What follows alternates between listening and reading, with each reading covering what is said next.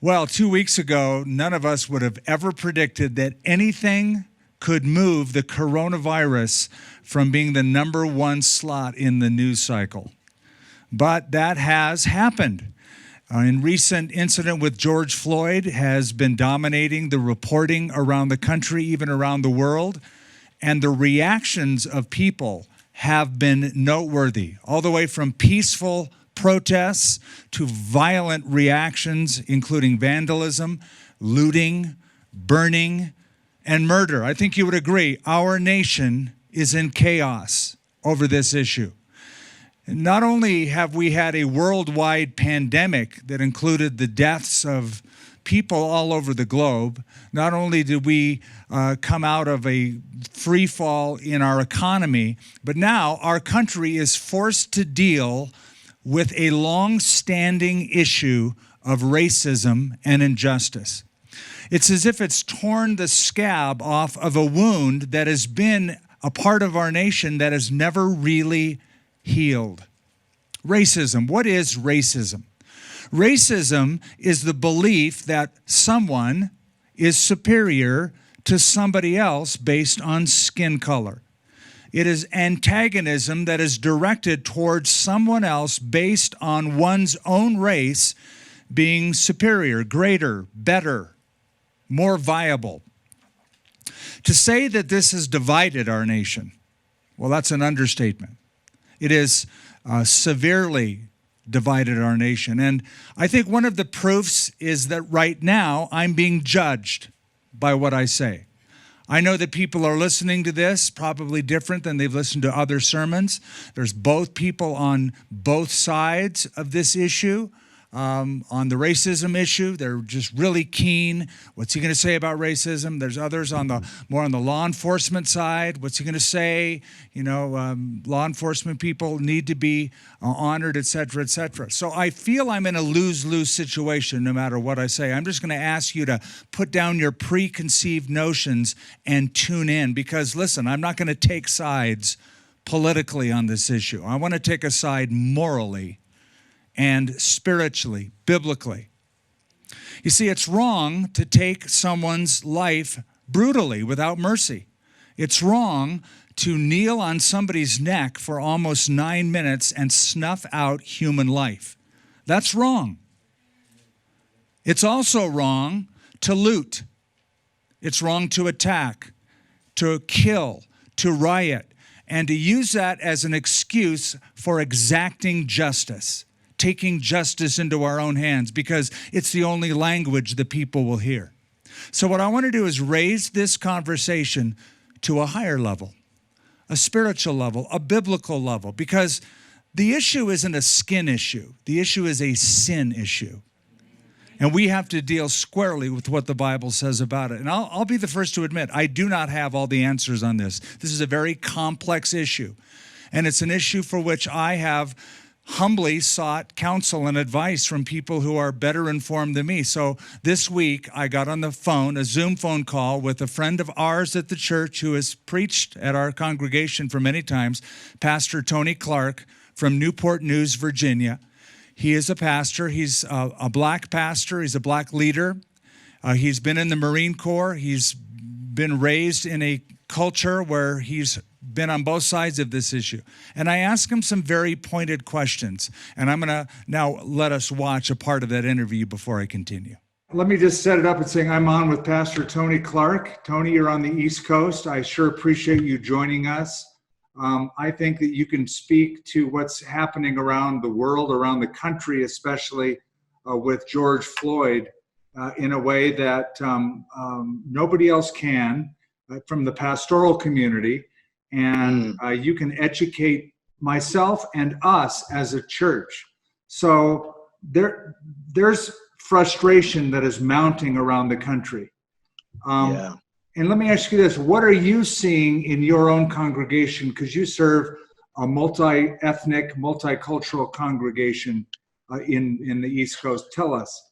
Yeah, it's there's a lot of anger, a lot of frustration. And it is boiling over, not only in the congregation, but it's boiling over in our city and all around. People have just lost it. My job is to bring them back to a biblical mindset and to understand, both sides. That yes, I happen to be Black, but I'm also a Christian, and then I'm also a pastor. So I can bring a very unique perspective. Do you find the issues that we're dealing with now unique to the Black community, or is it also, does it spill over into brown, colored, and other ethnic groups? Well, it has always been in the Black community, and the problem is that it's never stopped. It's been going on from the beginning of when we were brought over here on slave ships to the present day. But the reason why it is heightened so much is because everyone has a phone now. Everyone has a camera. So now it is bringing out that which was once in the dark, or it is my word against your word, or it's my word, the police officer, against your word, the criminal. But now everyone has a phone. Tell me, help us frame this for us. Tell us what it's like with that in mind, the history of our country, the history of the Black man in our country, and help us understand what it's like to be you in different places that you have been in our United States over your lifetime. Well, it's funny because I told a story not that long ago of my son, Tony Jr. He had to go to court. He was getting full custody of his daughter. He's a single dad, and he was getting full custody. And so my son, my wife and I, my youngest son, we were waiting in the room, this room for the verdict. And so all of a sudden, Tony Jr.'s lawyer, who is white, he peeked out the door, and he went back and told Tony Jr., he said, "Oh boy, we got to watch ourselves." He said, "There's some mean looking thug Black guys out there. They got tattoos and they're thuggish." And so Tony Jr. peeked out the door, and he looked and said, "I don't see any mean looking thug guys with tattoos and stuff." He said, "No, right there, right there." He said, "Sir, that's my dad and my brother." Oh, and so he didn't say, "Oh, I'm so sorry to do." No, he didn't say a word. He just went on. Sure, he was embarrassed, yes, but to him, we were big thug looking, tough guy with mean looks on our face. And my youngest son does have tattoos, but that's how he saw us. So a friend of mine said that he said, when I am in a car and a police officer comes up behind me, he said, I feel like he is on my side. I said, that's not how we feel in the Black community. There are many of them that when they see lights in their rearview mirror, they are terrified. And so let me just explain this, Pastor Skip. Let me explain this. Many people, they have a misunderstanding of what Black Lives Matter is all about. Yes, it's been distorted in so many ways, but this is what it's all about. Is that when there's a Black guy who is either handcuffed or shot, or he's killed, or the gun is unloaded on him in some kind of way, and then when you have that white kid who shot up the church in South Carolina, and they took him quietly in the car and took him by McDonald's and got him a Happy Meal to eat. And so he just finished shooting up and killing 9 people in a church, but he gets a Happy Meal.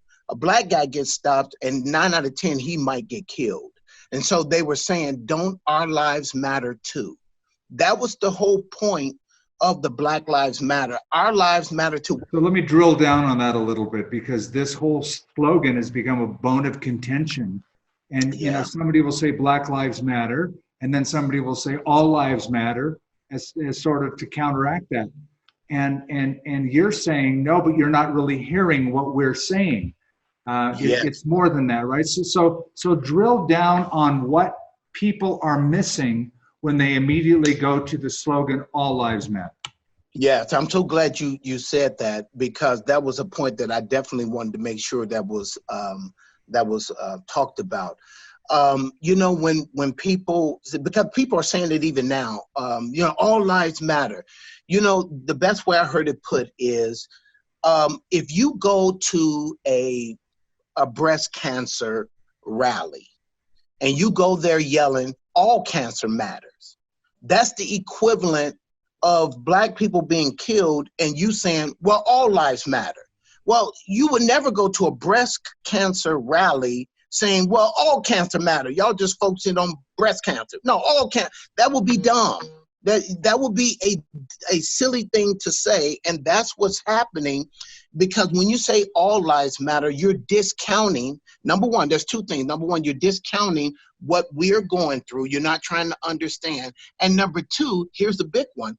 If all lives matter, then why aren't you out there protesting with the Black people? Yeah. If there's a house in my neighborhood burning down and I go out there and say, all houses matter, that really isn't helping the issue of the burning house. Oh, I got it. Can I steal that? Because that is really good. I stole that. I like that, because that's exactly what it is, for you to go by that house that's burning and say, well, all these homes matter. Well, but this one is on fire. Right. And so, my son told me, he told me something as I was driving over here. It really rocked me, because I had never heard anyone make the connection.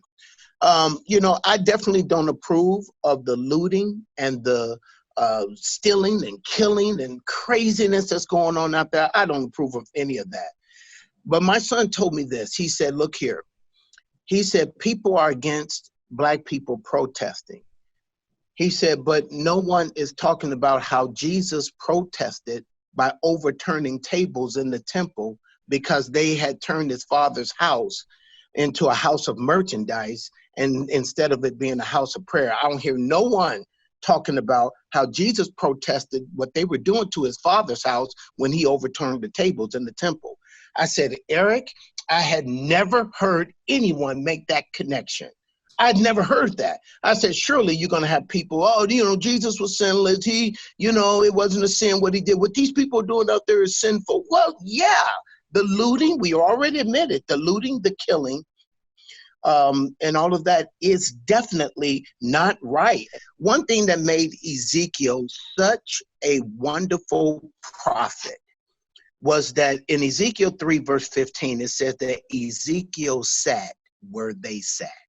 He was able to be in the midst of the captives. He understood being in captivity because he sat where they sat. And I think that there are a lot of white people that needs to follow what James 1:19 says, that every man be swift to hear, slow to speak. And I think that there needs to be a slowness in speaking, and just try to sit where we sit and try to understand. Just like you said, I just want to talk so we can understand. And because of the wonderful platform God has you on, there are a lot of people who may see this who will begin to get it and say, I never seen it that way. And this is what we're the message that we are hoping that people will understand from our perspective. Try to put yourself in our shoes, which is hard, but try to put yourself in our shoes. And there, no matter what, who I am, I will still get profiled based upon the look, based upon the color of my skin. And I keep telling folks, they're making it about skin when it's really about sin. And that's the point that they keep, that's the part that we keep missing. They keep focusing on skin when it's sin. And this is what we got to get people to see. But before we can get people to see that, we got to just allow them to understand where we are coming from. So Tony, speak as a pastor to a pastor. Speak as a congregational leader and one from the Black community speaking to a white evangelical pastor. Now, our church has a wonderful blend of Hispanic and Native American, and there's just so many wonderful, beautiful people and white, but speak to white evangelical pastors about how in churches we can create spaces for Black and brown voices to be heard in a loving atmosphere, in a concerned atmosphere. I think that number one, doing what you're doing right now is definitely the first step. There are a lot of people of your ilk that has a platform where hundreds and thousands of people know who you are, but when you begin to say, hey, let's hear what they have to say. Let's try to understand. That will go a long way because of the platform God has graciously allowed for you to have. And then begin to be proactive and say, okay, we're going to set up some small groups and just with different people. And let's just try to hear each other and try to understand, and like whether people believe it or not, there is a such thing as white privilege. There are certain things that the white community has been afforded to be able to have and afford themselves to, that a lot of Blacks and other people around, even in the Hispanic community, have not had that sort of privilege. And so when you begin to voice and just say, hey, let's try to understand, look, what's going on with the Black community is not right. And when you begin to use that powerful voice and platform that you have in order to speak against the injustice that a group of people in America has been going through, that will go a long way. But when people like you begin to say, well, all lives matter and all that, then there are Black people that say, okay, I already know that that's not a church I can ever go to. So then take it a step further. How can we change? Well, and I think that one of the things that, a change can occur is by doing, like I said, what Ezekiel did. Ezekiel sat where they sat. And I will begin to surround myself with people that's from a different sort of ethnic background, and just have some candid conversations and say, hey, I've always felt this way, or I've never known that. Tell me a little bit about how you feel about that. And having those honest conversations. And now you're sitting where they are sitting, and you begin to get a perspective that's not from the background you came from, but you're getting a perspective from people you have surrounded yourself with. Okay, good. So listen, I want to follow that up with a question in the prophet Micah 6:8, where he said, Yes. justly love mercy and walk humbly with your God. That's a biblical command. Yes. Opposed to that, it seems like you have white people, even white Christian people, who want to get woke, but not be biblical. Yeah. It's almost like the thing to do rather than to have a real core change of value biblically. So speak to that. I really think that you're right, that people want to become, like the saying woke and all that sort of stuff. It's one thing to be woke, but then again, now that you're woke, now you need to have the mind of Christ. And how will Christ deal with this situation? How will Christ handle this situation? And that's why I began to tell our church and say, hey, the Bible says that be angry and sin not. Don't let the sun go down on your anger, nor give place to the devil. And then I began to tell them, for the wrath of man does not produce the righteousness of God. Just understand, nothing righteous is coming out of the explosion of your anger, which is what wrath is.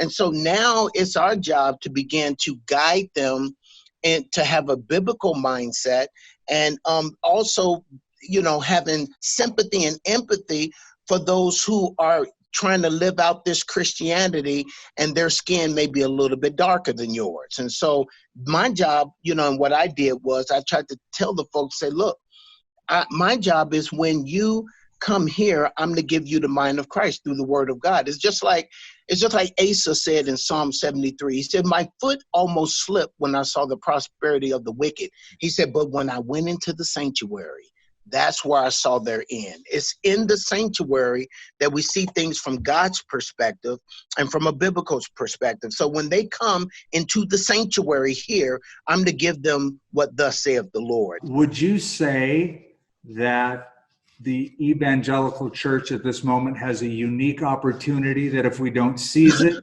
we could lose credibility?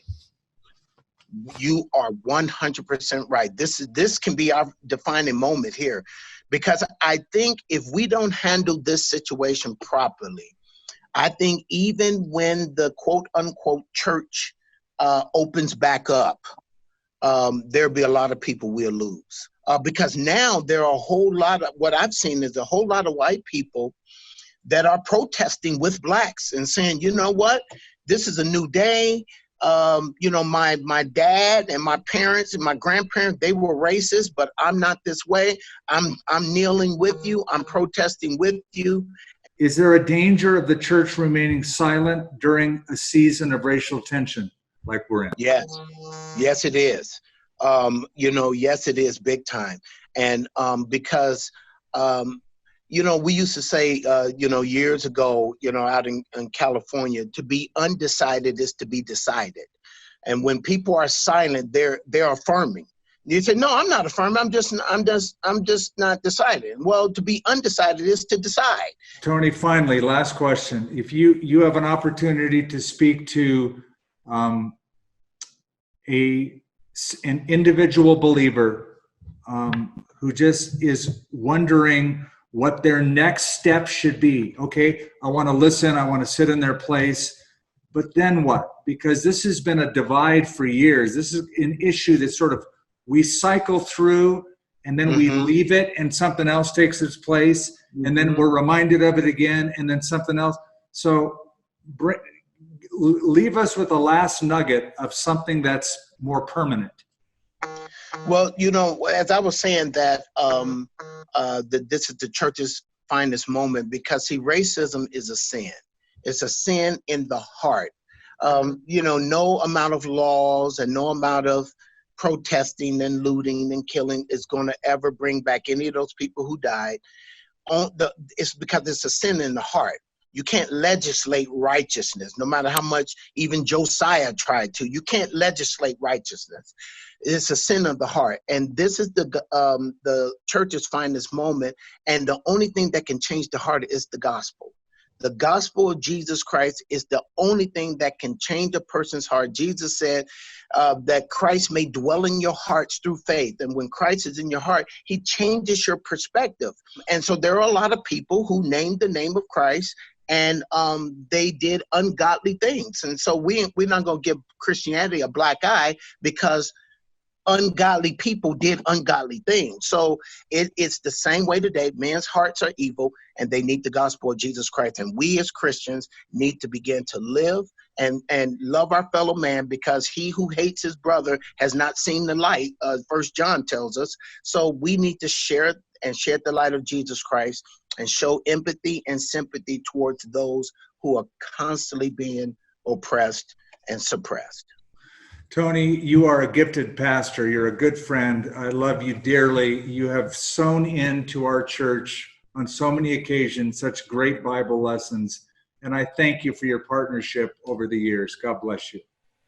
Wow, that was a powerful message that our friend Tony Clark had to say. It really was good. It was insightful. You only saw a part of it. You can see all of it if you go to our website. It's like a 35-minute interview that I conducted. You'll be familiar with a song by Herbert Woolston written in the late 1800s. Have you heard this song, Jesus Loves the Little Children? All the children of the world, red and yellow, black and white, they are precious in his sight. Jesus loves the little children of the world.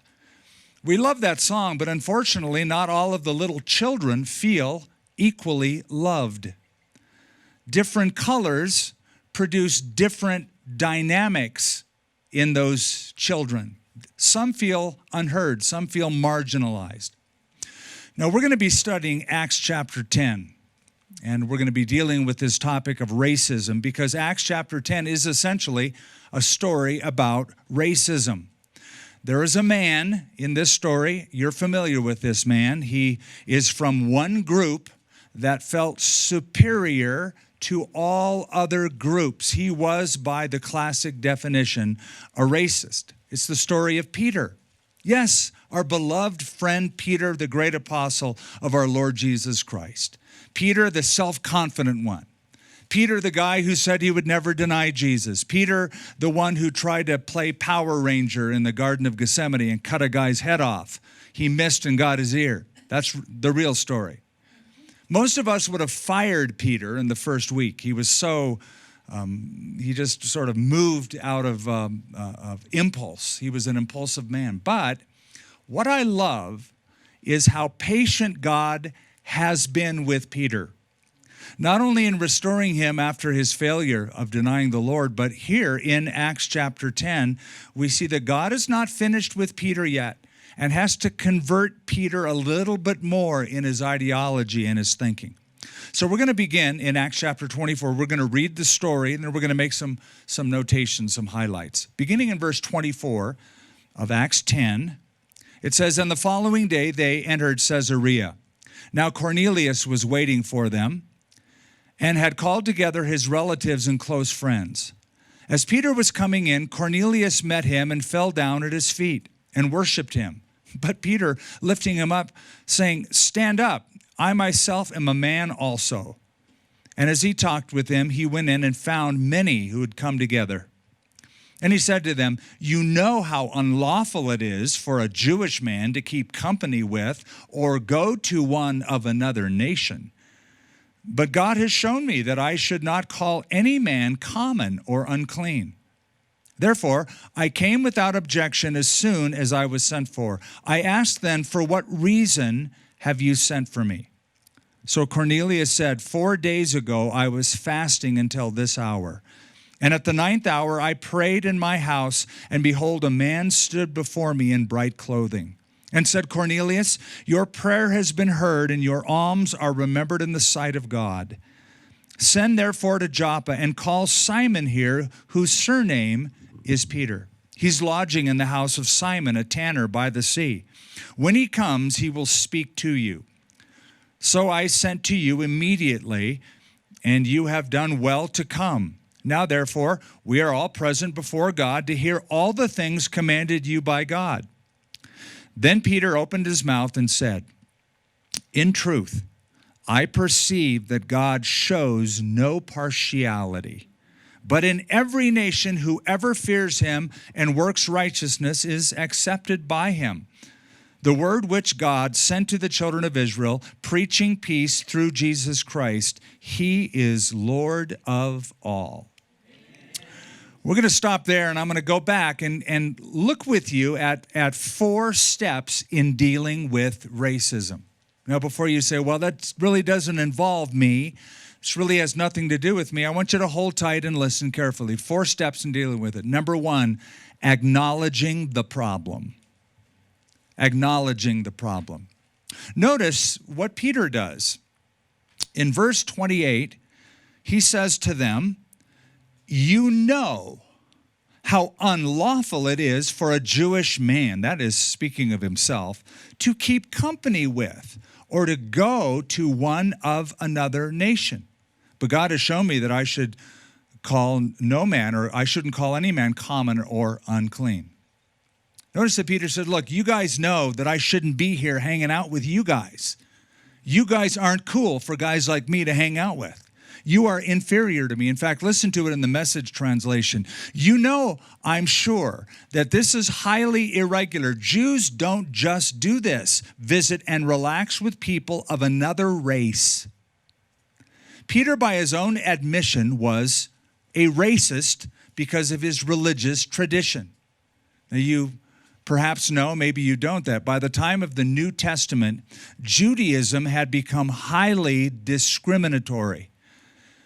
Prejudice dominated the Jewish mind at the time of the New Testament. And by the time of the New Testament, Jews divided the entire world into 2 basic groups, us and them, Jew and non-Jew, Gentiles. And there were all sorts of beliefs and trappings and sayings that the rabbis had about Gentiles. One of them was that God created Gentiles specifically to add kindling to the fires of hell. Just to make hell a little bit hotter, God made Gentiles just to pour them in to make it really hot for the really bad people. So Gentiles were not allowed into Jewish homes. Jews didn't go into Gentile homes. When a Jewish man would walk down the streets, especially a Pharisee, they would grab their robes and hold them close to their bodies so that their robes wouldn't even brush against a building of a Gentile or another robe of a Gentile.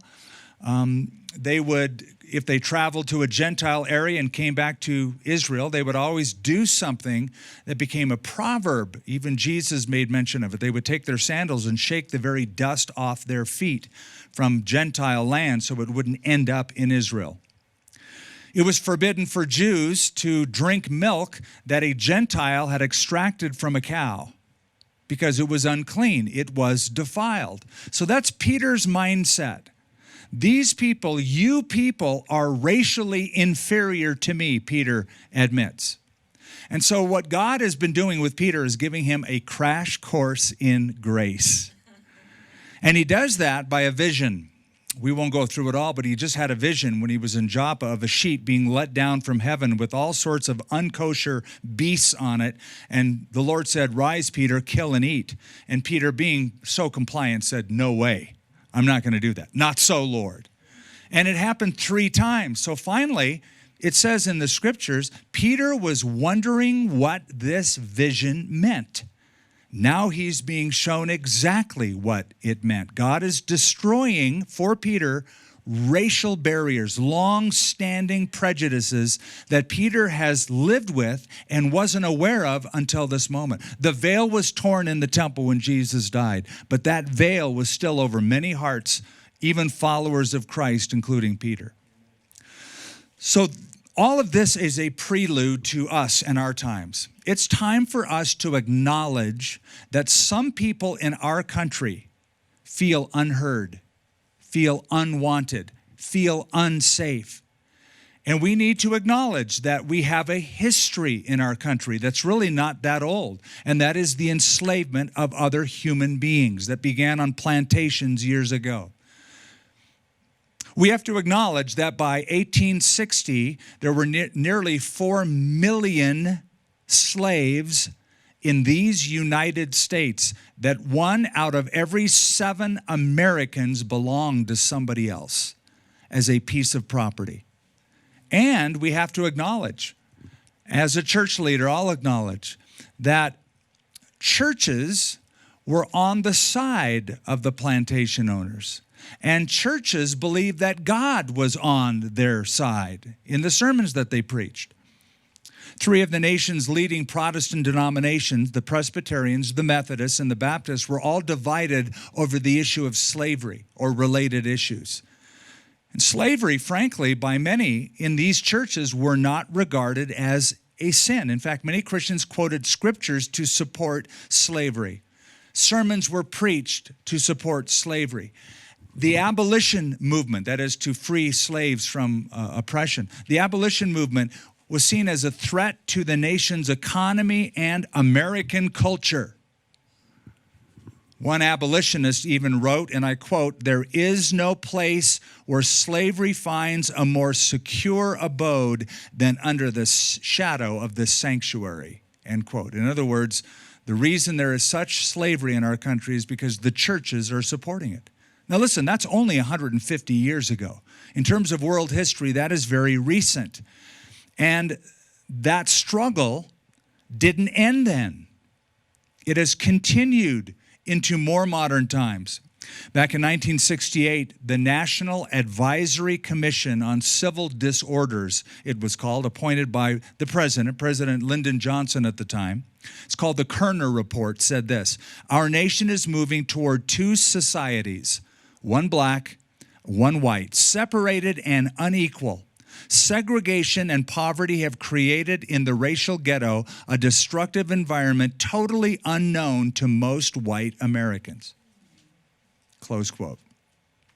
That's 1968.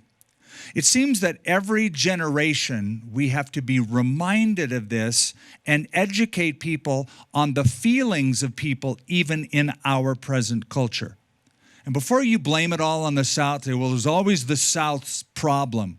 You know, that's what the Civil War was about. They're the ones that wanted to hold on to slavery. Before 1830, many of the leaders in the anti-slavery movement came from the South. Their voices were strong against slavery. So it would be wrong to just blame it all on a few of the southern states. It's time to acknowledge the problem. The second step in dealing with racism after acknowledging the problem is accepting redirection. So you'll notice in verse 28, Peter said, "You know how unlawful it is for a Jewish man to keep company with or go to one of another nation, but God has shown me." Just let those words sink in. But God has shown me that I should not call any man common or unclean. Now, we did a series some months ago called But God, and I think we left this one out. There's so many of them in the Bible. This is one we should have included. Because here's a racist going, you know what? You guys know I'm a racist. You guys know that we see you guys as inferior. But God has shown me I can't do this anymore. Peter is saying, I'm allowing God to redirect my thinking. I acknowledge there's a problem. You know there's a problem, he said to them. And now I'm letting God redirect my thinking. I'm asking us to do that. Let's let God redirect us. Let's let God show us, reveal the place of every single human life. What is that place? Well, God said it back in the book of Genesis, chapter 1, verse 26. God in the Trinity said, let us make man in our image. And so it says, in the image of God, he created them. We are created in God's image. We are created to be image bearers. The image of God. Now, to the extent that we do that is to the extent that we succeed or fail in our creative purpose. Now, I'll agree that sin marred the image of God. After the fall, the image of God, the pure image of God in humanity was marred. And I've often said it's like having a pristine lake in the mountains, and you take a stone and you throw it on that mirrored, finished lake, and you get all these ripples that occur because of that one stone. That one sin by Adam and Eve created a ripple effect throughout history that every generation feels. So the image of God has been marred, but it hasn't been destroyed. It hasn't been destroyed. It's still there. We're still in the image of God, although marred. Having said that, I would say this. Salvation should restore the image of God to a clearer, brighter, and more undistorted image. I mean, think about this. Shouldn't a saved person be the closest thing to the image of God anywhere on this earth? Which then also means, shouldn't the church be known first and foremost for loving the weakest, the marginalized, and the hated? And shouldn't the value of coming to church be to let God redirect us into being more like himself? He redirects us with his glory and for his glory. Now, imagine, Martin Luther King said, I have a dream. Imagine this for a dream. What if every person believed this? What if every human being believed, you are created, I am created, we're all created in the very image of God? What if all people understood we are in God's image? Would an employer ever take advantage of an employee again? Would a man ever mistreat a woman again or abuse her? Would somebody ever abuse a child again? No. Would anyone ever be sold as a sex slave? Never. Would anyone ever make a racist comment, an off-colored remark or joke? No. Would anyone ever get on social media and fling hatred at somebody else? It wouldn't happen.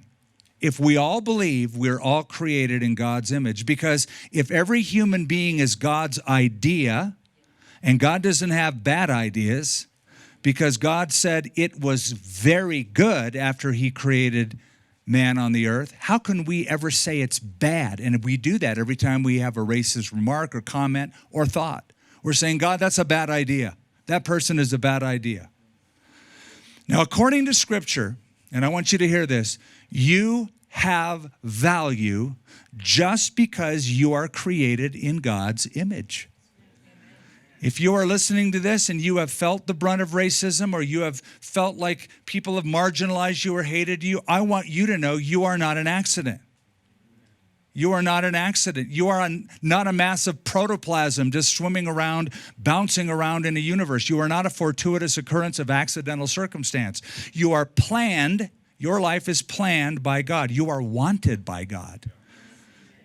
Max Lucado said, you were conceived by God before you were conceived by your parents. You were loved in heaven before you were loved on earth. Your value does not come from your race, does not come from your income, does not come from your parentage. Your worth is not a result of your nationality or your education or your body weight. Your significance is not because of your fashion or lack thereof, or hair color, or your car, or your neighborhood. Your importance does not derive from the number of followers you have on Instagram or Facebook or any other social media platform. Your value, your worth, your significance comes from your God. Amen. Period. Amen. That's where you get your value. So that's the redirection. God has shown me, Peter said. So 2 steps so far in dealing with racism. Acknowledging the problem, Peter did. Accepting redirection, Peter did. There's something else Peter did. The third thing, and it's the third step in overcoming racism, and that is inviting a conversation. Notice in verse 29, Peter continues, therefore I came without objection as soon as I was sent for. I ask, I ask then, for what reason have you sent for me? Notice that question, and then it gets answered. Why is this important? Peter does not launch into a monologue. He opens up a dialogue. He doesn't come with answers. He asks questions. And then he gets their answers, and then he gives them the right thing. That's what I'm hoping will happen with us. James chapter 1, he says, everyone should be quick to hear, slow to speak, slow to become angry. Now is not the time for irritation. Now is not the time for consternation. Now is the time for conversation, listening to others, not just speaking before they finish the sentence, but listening, finding out what others feel. Now, that's not easy for those of us who are used to giving out answers to people. It's not easy for us, but we're not as good at asking questions we need to be. Why have you sent for me? What's the deal here? Help me understand. Now, this is important because, frankly, in this issue of racism, some of us are standing around with our hands kind of up like this, going like, I don't get it. I don't know what the big deal is. I don't know what all this fuss is about.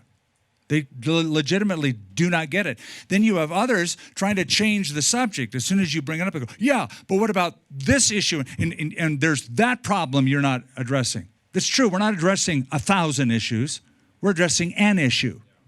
And it's important to listen to how others feel on the other side of that issue. These are complex issues. It's not one-sided. And so it demands that people talk about it rather than formulating answers before that person finishes the sentence, a talking point, if you will. It's just, okay, I want to hear you out. And then once you discover the real issue, if there's a problem, then act on it to help that person who feels oppressed or marginalized or sidelined. You remember the parable that Jesus gave of the Good Samaritan? You know, that ticked a lot of people off because a Samaritan was the good guy, was the hero. Again, these were people in Judaism that were like, a Samaritan? Are you kidding? But Jesus told a parable about a man who was from a despised race, a Samaritan, who helped somebody who was left at the side of the road after a violent attack, while the religious folks passed him by and did absolutely nothing. One of the great points is that we who are Christ followers, the church, should help alleviate the cause of the oppressed.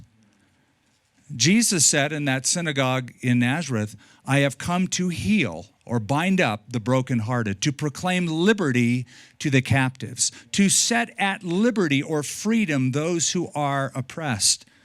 That's the role of the follower of Christ. That's the role of the church in part. Charles Haddon Spurgeon put it this way: a church which does not exist to do good in the slums and dens and kennels of the city is a church that has no reason to justify its longer existing. A church that does not exist to reclaim heathenism, to fight with evil, to destroy error, to put down falsehood. A church that does not exist to take the side of the poor, to denounce injustice, and to hold up righteousness is a church that has no right to be. End quote. Remember Jesus said about us, you are the salt of the earth. But he said, if the salt loses its flavor, how shall it be seasoned? You have a unique role as a follower of Christ. We do as the church. To be the salt, to be a preserving influence, a healing influence, a helping influence. Well, that comes by these three things: acknowledging the problem, accepting redirection, and inviting a conversation to hear all sides fairly. And then fourth and finally, renouncing discrimination. Now, by the way, all these points I didn't make up. They're in the text. That's why it's called expository preaching. It's right out of the text. Notice down in verse 34, after Cornelius filled him in, Peter opened his mouth and said, here's his takeaway.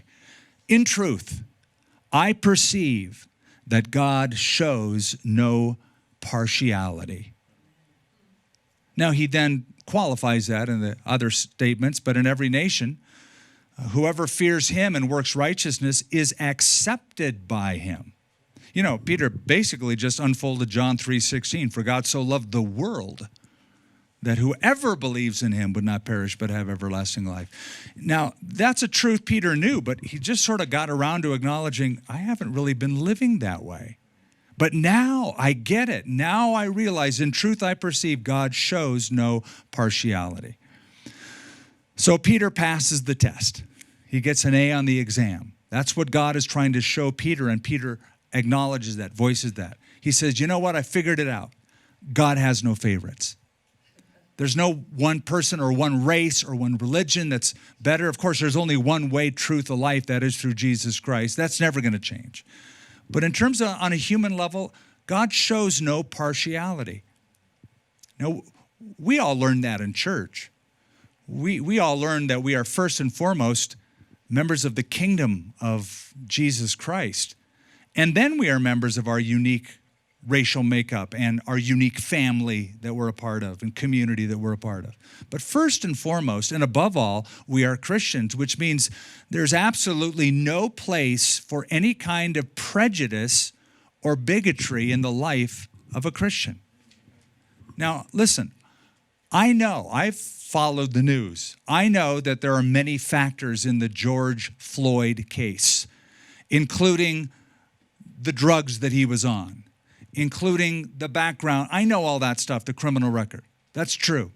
I know that other groups with political agendas are trying to co-opt this issue. We know that to be true. I know that police officers are needed on our streets. And I know that by and large, police officers are good and honorable and just and fair. And I know that not only is racial discrimination a sin, but so is looting, and so is rioting, so is defacing property. That's wrong. And yes, I know that every single life matters. But I also know that we could care more about this issue. We could stand as the body of Christ to care more. There's a story about Mahatma Gandhi. I think most of us know who he was, the great leader of the subcontinent of India. Mahatma Gandhi, in his autobiography, wrote that as a young student, he was interested in the Bible, interested in Christianity, and thought that he would convert to Christianity. Because he saw Christianity, especially through reading the Gospels and the Sermon on the Mount, he believed, after reading the New Testament scriptures, that Christianity was the answer to racism in India, the caste system in India. the divided into different classes, one being better than another. So he decided, since that's the answer, he needed to convert personally. So he went to a church one Sunday to talk to the minister, to ask for instruction on the way of salvation and other Christian doctrines. But when he tried to enter the sanctuary, the ushers refused to seat him. There was segregation at the time. And they suggested, imagine how he would feel.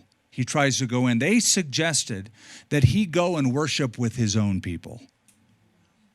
He was turned away. He couldn't sit in church that day. And so he wrote in his autobiography, he never went back to church, by the way, after that. And he wrote this: if Christians have caste differences also, then I might as well remain a Hindu. It's one of the saddest sentences I've ever read. If Christians have caste differences also. And that's the issue I want to get at. If we have caste differences, they're wrong, even if they're in your minds and only you and your wife know about them, because that's what you talk about privately. Then a lot of people are thinking, why should I follow your God? Back in the height of the segregation movement in our country, a first grader on the first day of school went to school, and mom was really nervous about her little boy or her little girl going to school. So after school, she goes, well, how did it go? How did it go? First day of school. You know, things are tense between races. And she said, oh, mother, you know what? A little black girl sat next to me today. Mom got really quiet and said, yeah, and then what happened? And the little girl said, we were both so scared that we held hands all day. I think we need to do a little more hand-holding these days. Even though it's not socially distanced, I'm noticing all the protesters are doing it. We need to not push away from each other, but you know what? These are scary times. I need you, you need me, especially in the body of Christ. No caste differences. Jesus loves the little children of the world. Red and yellow, black and white, they are precious in his sight. Jesus loves the little children of the world. Father, we pray that we would be lovers of God and lovers of people, that we would be known, marked by people who have been so redeemed, so changed, that the image of God is bright and clear in us, and we are able to see the image of God in every human being, and the need that every person has to come to faith in Jesus Christ, because we think into the future, in heaven, where the Bible describes that heavenly scene, that glorious scene, as people from every tribe, language, nation, and culture. Every skin color represented, all praising you together. Very multicultural, multi-ethnic, multinational, multilingual group, all singing the praises of our great God.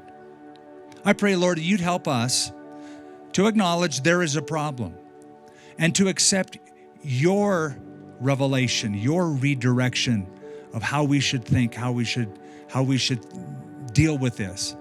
And then listen to people, getting involved in conversations, asking hard questions, asking how we can help, how we can change.